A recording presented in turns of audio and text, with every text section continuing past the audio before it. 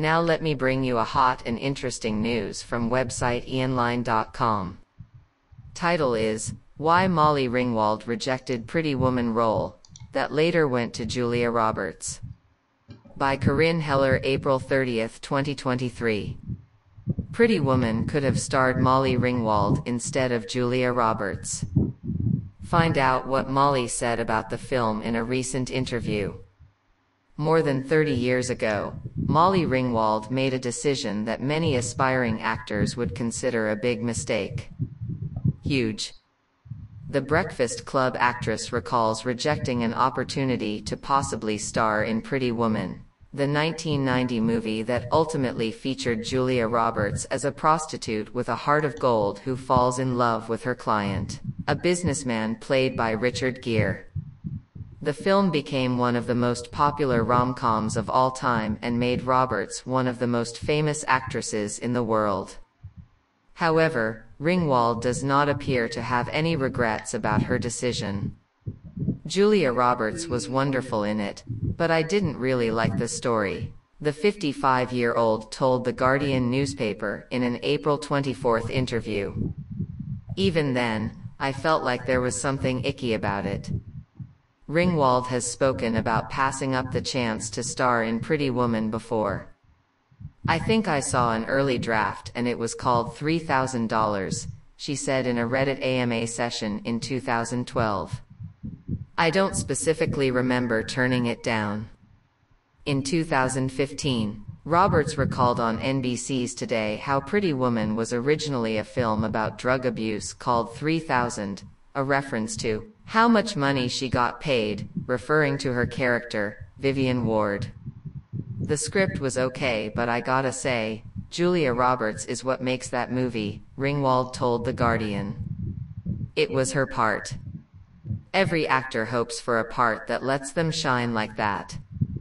Ringwald, who rose to fame in the 80s as a member of the Brat Pack of young adult actors, also recalled in her interview with The Guardian that she got turned down for parts in two other films of the era, The Silence of the Lambs, featuring Jodie Foster in the lead female role opposite Anthony Hopkins, and Working Girl, which starred Melanie Griffith as a young woman trying to climb the corporate ladder.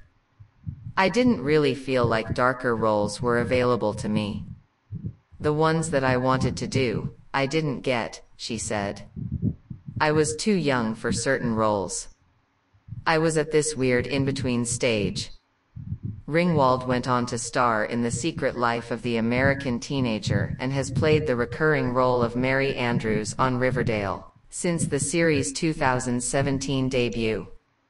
Check out 30 secrets you may not know about Pretty Woman below. 1. The original script by J.F. Lawton was called $3,000, a reference to the amount Edward pays Vivian. 2. Initially much grittier and less of a fairy tale story, Edward and Vivian do not end up together in the original script. Per Vanity Fair, the original ending was a drug-addicted Vivian and Kit, Laura San Giacomo, on a bus to Disneyland, a trip financed by her week spent with Edward, after he kicks her out of his car, as Vivian stares out emptily ahead. 3. Other actors who were initially considered for the role of Edward before Gere signed on were reportedly John Travolta, Christopher Reeve, Kevin Kline, Denzel Washington, and Sylvester Stallone. 4. Every actress in town wanted the role of Vivian, according to Diane Lane, who revealed she had to pass on the role due to conflicting schedules during an appearance on Watch What Happens Live.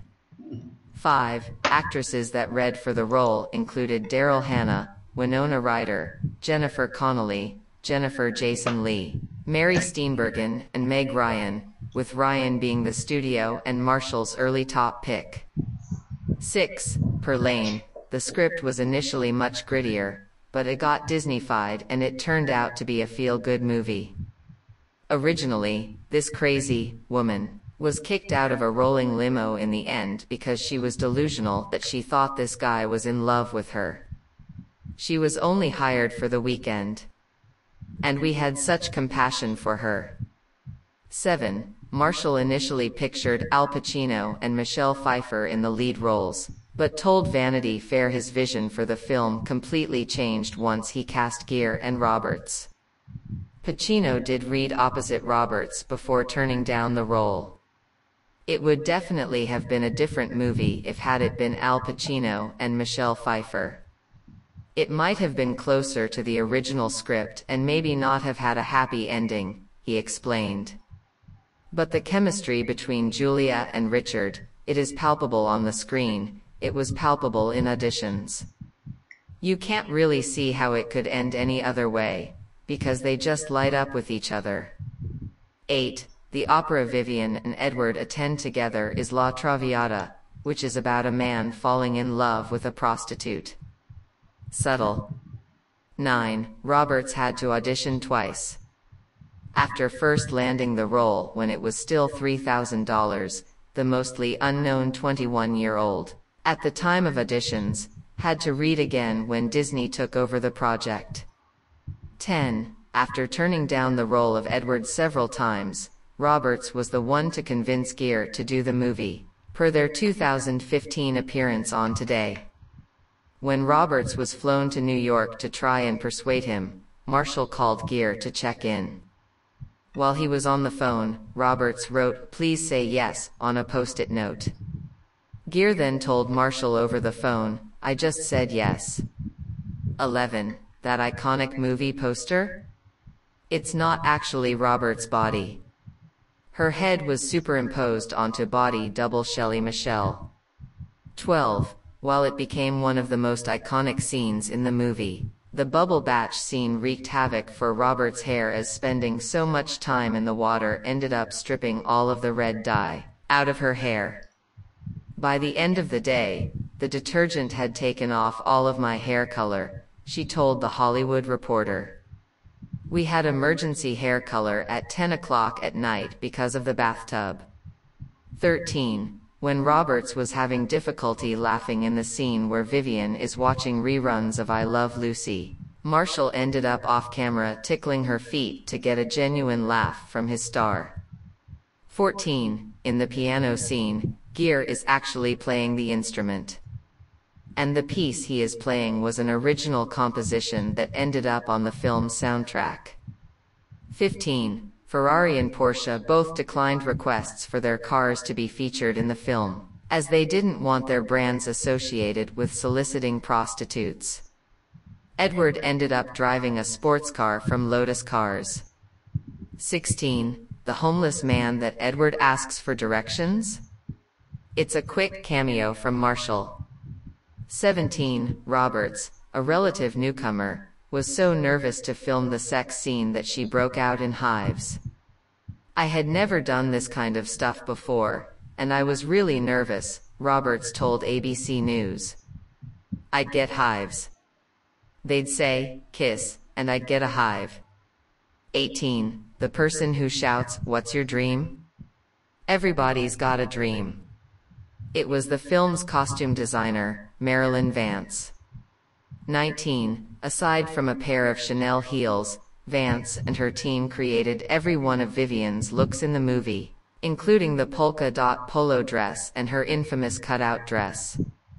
20. All of Edward's suits were custom made for Gere, with Vance going all the way to Italy to find the right fabric. 21. One of the film's most memorable looks was originally going to be completely different, as the studio wanted Vivian to wear a black gown to the opera, not red, Vance revealed to Elle, going on to say they tested out 3 looks before she convinced them the gown needed to be red. 22. The ruby and diamond necklace Edward presented to Vivian in the scene cost $250,000 and was so valuable that a security team was on set the entire time. 23. The most famous scene wasn't actually meant to make it in the movie. Wanting to pull a gag on Roberts, Marshall told Gere to snap the box shut during one take of the necklace scene, which resulted in that genuine reaction from the star. It wasn't until the final edit that Marshall added it in. 24. Roberts' reported payday for Pretty Woman was $300,000. 25. Pretty Woman was the second movie that Meg Ryan passed on that would end up landing Roberts an Oscar nomination. Before passing on Pretty Woman, Ryan turned down the role in Steel Magnolias to star in When Harry Met Sally, with Roberts going on to earn a Best Supporting Actress nod for the tearjerker. 26. Despite its surprise success, going on to become one of the top-grossing movies of the year, the director and his stars vowed to never do a sequel.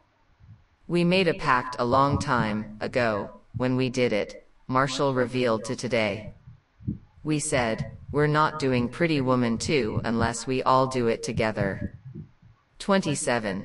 The trio did reunite for another rom-com in 1999, Runaway Bride, with Roberts earning $17 million and Gere pocketing $12 million for the highly anticipated reunion, which Gere engineered, according to the Los Angeles Times.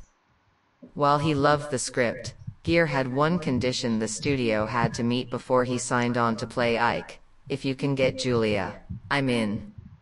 The stars then convinced Marshall to come on to direct. 28. 30 years later, Pretty Woman remains Disney's highest-grossing R-rated release. 29. In August 2018, Pretty Woman, the musical, made its debut on Broadway after 4 years of development. Steve Causey, Jenna Dewan's fiancé, played Edward during the show's initial run in Chicago before it closed 1 year later, and Samantha Barks of Les Miserables fame played Vivian. 30. The film's title comes from Roy Orbison's song, "Oh, Pretty Woman," which is featured on the soundtrack. That finished the article. Don't forget to subscribe. I'll bring you the very useful and interesting news happening around the world. When you are busy to do something, just put earphone to your ear, then I save your time.